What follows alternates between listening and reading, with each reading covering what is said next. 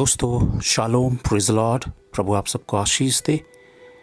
इंसान पूरी ज़िंदगी इस बात की कोशिश में रहता है कि एक बेहतर पढ़ाई करे, एक बेहतर नौकरी हो, शादी हो, फैमिली हो, बच्चे हो, और इंसान पूरी ज़िंदगी एक अच्छी सफलता, एक अच्छे किरदार को निभाने की कोशिश करता है। वो सोचता है कि मुझे जो ज़िंदगी मिली है मैं इसे बेहतर तरीके से जीऊँ।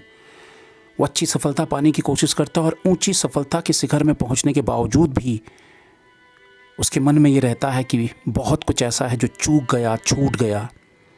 संसार को देखते हुए वे हमेशा दूसरों के साथ अपना संघर्ष जारी रखता है। उसके भीतर वो सफलता की खुशी, वो जीवन का चैन और शांति ढूंढने की कोशिश करता है पूरी ज़िंदगी कि बेहतर नौकरी हो, बेहतर पैसा हो। ये पैसे की कमी है, अगर ये पैसा होता तो मैं उससे वो कर लेता, अगर वो पैसा होता तो मैं वो कर लेता, अगर बच्चे ऐसे होते, अगर मैं ऐसा होता या नौकरी ऐसी होती। पूरी ज़िंदगी इंसान, अगर पत्नी अच्छी होती, पति अच्छा होता, इसी तरह के संघर्ष में इंसान पूरी ज़िंदगी जो है वो उम्र बिता देता है। और उम्र के वो बिल्कुल आखिरी पड़ाव पे वो कहता है कि बहुत कुछ ऐसा है जो चूक गया, छूट गया। पूरी ज़िंदगी खुशी को ढूंढने की कोशिश की, शांति को ढूंढने की कोशिश की। इस जीवन के संघर्ष में शांति और खुशी मिल ही नहीं पाई। किसी कोने पे अगर मिलती तो शायद वो अच्छा होता। पूरी ज़िंदगी इंसान उस खुशी को ढूंढता है, उस संसार में, शरीर में, उस सफलता के भीतर, उस पैसे के भीतर। वो अपने घर बार, अपनी ज़िंदगी की हर पूंजी से जोड़ी हुई चीज़ों पर वो खुशियों को ढूंढता है और अपने भीतर संतुष्टि पाने की कोशिश करता है। लेकिन लाख चाहने के बावजूद भी वो आनंद और वो शांति उसे मिल नहीं पाती है। दोस्तों, शरीर और संसार का वो हिस्सा जिसके लिए यीशु मसीह ने कहा कि तुम मुझ में आनंदित रहो, ये बात पहले से यीशु मसीह जानता था कि मनुष्य संसार पर अपना आनंद, अपनी खुशी ढूंढेगा, लेकिन उसको वो आनंद वहाँ पे कभी नहीं मिलेगा। और वाकई इंसान पूरी ज़िंदगी परमेश्वर से दूर भागता है। वो सोचता है कि यहाँ पे शायद फ़ायदे का सौदा नहीं है। वो अपनी कोशिशों से बहुत कुछ करता है और अच्छा भी है, लेकिन वो परमेश्वर के नियम और कानूनों को नहीं मानता, ना परमेश्वर के तरीक़ों को मानता है। वो अपनी बुद्धि, अपनी समझ के बल पर बहुत कुछ करता है। और यही वजह है कि इंसान पूरी ज़िंदगी कोशिशों के बावजूद भी खुश नहीं रह पाता, शांत नहीं रह पाता है, जीवन पर शांति नहीं पाता है। बहुत सारे प्रयत्न और प्रयास करता है वो, लेकिन उसे वो नहीं मिल पाता है जिसके लिए उसका आत्मा बेचैन रहता है।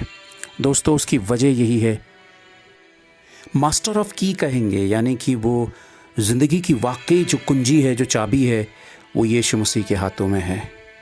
हम जीवन का सच जाने बिना हम जीवन की खुशियों को ढूंढने की कोशिश करते हैं और दुनियावी सफलताओं से हम सोचते हैं कि ये ईश्वर का काम है जिसने मुझे ये सफलता दी है। हम मटेरियलिस्टिक सफलता, अच्छा पैसा, अच्छी नौकरी, बहुत कुछ ऐसा है जिसे हम जोड़ देते हैं कि अरे ये परमेश्वर के द्वारा कृपा है। लेकिन हम अपने स्वभाव में, अपने व्यवहार में, अपने करैक्टर में, अपने चरित्र में वो प्रभु की आज्ञाकारिता, प्रभु के प्रति प्रेम, वो दया, वो दान, वो धर्म, इन तमाम चीज़ों से दूर रहते हैं और हम कहते हैं कि ये हमें ईश्वर ने दिया है। ये एक ऐसा धोखा है कि हम समझ ही नहीं पाते हैं कि ईश्वर का अंश जो है वो हमारे स्वभाव में, हमारे व्यवहार में, हमारी बोली में, हमारे कार्यों में, हमारी नम्रता और हमारी दीनता में प्रकट होगा, जिसे हम नज़रअंदाज कर देते हैं और हम जिसे देख नहीं पाते हैं। दोस्तों, जीवन बहुत कीमती है। हम इस ज़मीन पर क्या पाने के लिए जीते हैं और क्या करने के लिए जीते हैं। यीशु ने कहा कि हम इस दुनिया पे, परमेश्वर के लोग, प्रभु का वचन कहता है कि हम इस दुनिया पर जो हैं मुसाफिर हैं। हमारी दुनिया ये नहीं है। प्रभु कहता है कि मैंने तुम्हें संसार से चुन लिया है, अपने लहू से ख़रीद लिया है। हमें समझाने का उसका उद्देश्य यही है कि तुम जो चीज़ इस दुनिया में खोज रहे हो, ताउम्र बिता दो। आदम ने 900 साल से ज़्यादा उम्र बिताकर अपनी ज़िंदगी की खुशी ढूंढनी चाहिए। उसकी जनरेशन ने भी लंबे लंबे, कोई 9 साल, कोई 8 साल, कोई 970, 76, 75 साल तक जिया, लेकिन वो खुशियाँ तलाशते रहे। वाकई वो खुशी ईडन के गार्डन पर ही ख़त्म हो गई थी जब आदम ने परमेश्वर का हाथ छोड़ा था, उसकी आज्ञाकारिता से मुंह फेरा था। दोस्तों, सच्ची बात समझने की ज़रूरत है जो हमें कलाम बताता है, परमेश्वर का वचन बताता है। आपने, मैंने जीवन के उस परम सत्य को समझते हुए कि वाकई मेरे जीवन का आनंद जो प्रभु ने, जो मेरी समझ से बिल्कुल परे है, मैंने कल्पना भी नहीं की होगी, जो परमेश्वर ने मेरे लिए इंतजाम करके रखा है, मेरे लिए वो महान योजनाओं को बना के रखा है, वो नया यरूशलेम, वो 1000 साल का राज्य, वो मेरे लिए रैप्चर और स्वर्ग के राज्य में परमेश्वर के साथ अनंत काल का जीवन, उसकी दुल्हन हो जाना, उसकी संतान हो जाना, उसके द्वारा चुना जाना, उसके द्वारा उद्धार किया जाना, उसके द्वारा सारे गुनाहों को क्षमा किया जाना, एक ये महान योजना जो है परमेश्वर ने ये सब कुछ इस ज़मीन में करके हमें दिया है। लेकिन इसकी खुशी, इसका आनंद परमेश्वर ने बहुत ही गुप्त तरीके से अपने स्वर्ग के राज्य में रखा है। हम शारीरिक दुनिया में उसका आनंद ढूंढने की कोशिश करते हैं और हम कभी भी सफल नहीं हो पाएंगे। इसीलिए मैं ये कहना चाहता हूँ कि यीशु मसीह ने एक अच्छी दौड़ दौड़ी, एक विजयी का मार्ग चुना और वो विजय पाकर पिता के दाहिनी ओर जा बैठा। हम एक ऐसा जीवन जिए जो परमेश्वर को भाने वाला हो, हम ऐसी लाइफ को जिएं जो शरीर और संसार के साथ वेस्ट ना जाए। हम अपनी उम्र और अपने समय को व्यर्थ की चीज़ों के साथ ना बिता दें, बल्कि एक एक पल उस महान परमेश्वर के साथ बिताए जिसके साथ हमें स्वर्ग के राज्य में पहुंचने की एंट्री मिले। हम में वो नम्रता हो, हम में वो दीनता हो, हम में वो दान और धर्म करने के करैक्टर हो, हम में वो सोच हो जो प्रभु हमें देखना चाहता है और प्रभु हमें देता है। अगर हम उस व्यवहार में ढलकर इस ज़मीन पे जीवन जीकर बहुत सारा दुख भी उठाते हैं तो जीवन यहाँ पे तो एक भाप के समान है दोस्तों, घास के समान है जो एक पल पर हरी है, दूसरे पल पर काट कर भाड़ पे झोंक दी जाती है। तो उस जीवन के लिए हम महान अनंत काल के जीवन को इग्नोर कर जाते हैं। हम कुछ ही साल इस दुनिया पे जीने के लिए अनंत काल के जीवन की अनदेखी कर जाते हैं और हम समझ ही नहीं पाते हैं। हम सोचते हैं कि हम हज़ारों साल यहाँ पे जिएंगे या फिर हम कभी इस दुनिया से नहीं जाएंगे। हम ऐसा व्यवहार करते हैं और ऐसा तौर तरीका अपनाते हैं, ऐसा पैशन रखते हैं संसारिक चीज़ों के लिए, और उसका खामियाजा जो है वो बहुत ही भयानक है।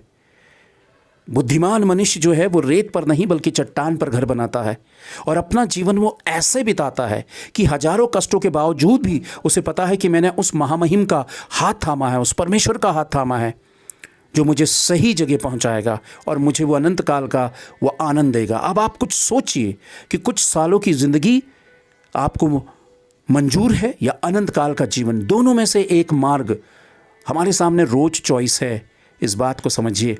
यीशु ने कहा कि तुम मुझ में आनंदित रहो, और यीशु का आनंद जो है वो यीशु मसीह के साथ जीने में है।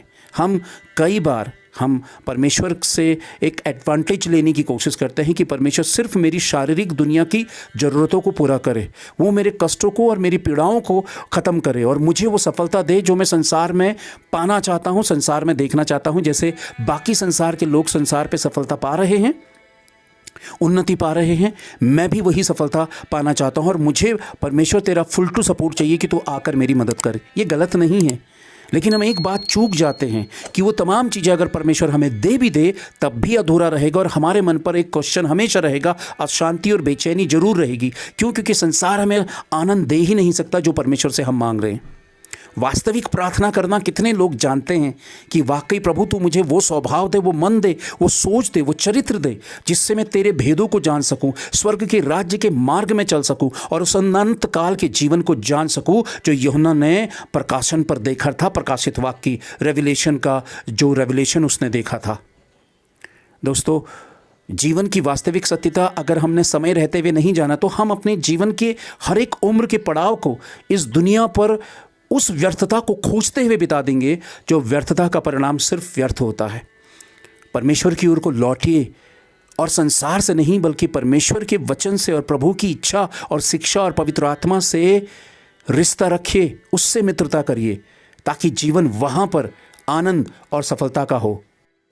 इसी में जीवन का सच्चा सुख है, इसी में जीवन की सच्ची शांति है और इसी में वास्तविक सफलता है। जब परमेश्वर के अनुग्रह के तले आप आएंगे तो आप महसूस करेंगे कि प्रभु ने आपके जीवन के लिए कितनी महान योजना बना के रखी है। और जब आप मसीह में आएंगे तो सच्चे आनंद का अनुभव आप प्राप्त करेंगे। सच्ची सफलता वो नहीं जो संसार आपको दिखाता है, सच्ची सफलता वो है जो पौलुस, जो यूहन्ना, जो अब्राहम, जो नूह, जो एलिया, जो एलिशा, जो सदरक, मेसक, अबेदनगो और ऐसे यसाया, यर्मया, ऐसे बहुत सारे परमेश्वर के लोग थे जो सच्ची सफलता का पाठ समझ गए और जीवन को वैसे जी गए जैसे मूसा था, जैसे दाऊद था। प्रभु की ओर को लौटिए और शैतान के धोखे से बचिए। अपनी उम्र और अपनी ज़िंदगी व्यर्थता पे ना बिताइए, बल्कि अपने लिए स्वर्ग में वो धन इकट्ठा करिए। जब आप स्वर्ग में पहुंचेंगे तब आप जानेंगे कि आपने उस ज़मीन पर तो बहुत कुछ खोया, लेकिन स्वर्ग में धन इकट्ठा करके आज आप अनंत काल का जीवन पा रहे हैं, और वही सच्चा सुख है, सच्चा आनंद है। प्रभु आप सबको आशीष दे। Thank you. Praise the Lord.